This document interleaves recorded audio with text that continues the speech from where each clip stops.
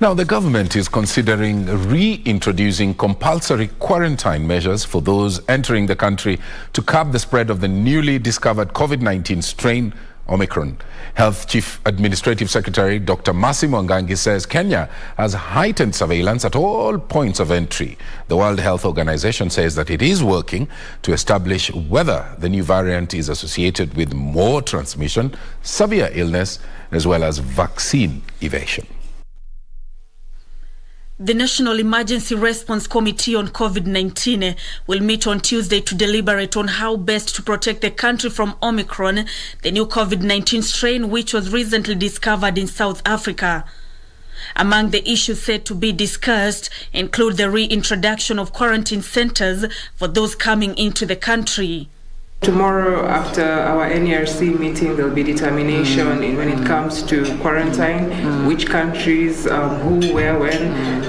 But it looks like it may be possible that we will have to put in place quarantine measures. Protective quarantine space as we test them and then release them to the community. So we still have those. And once the guidelines and travel advisory come out tomorrow, we'll be able to announce and publicize which facilities will be quarantine centers.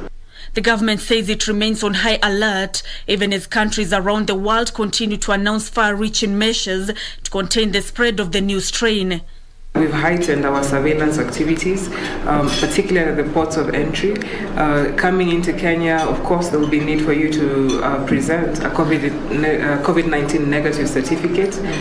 The World Health Organization says it doesn't know yet whether the Omicron variant is associated with more transmission, severe illness, risk of reinfection, and risk of evading vaccine.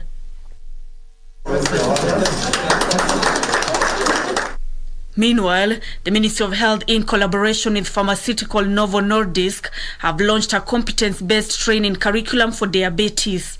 The curriculum is set to harmonize the provision of diabetes education and training in Kenya for better care and treatment of the over 2.5 million people living with the disease. It essentially helps us to pick diabetic cases earlier. It helps us to get children who may be diabetic and who may be misdiagnosed, as well as adults, and then to ensure that they get the proper care that they so very much need.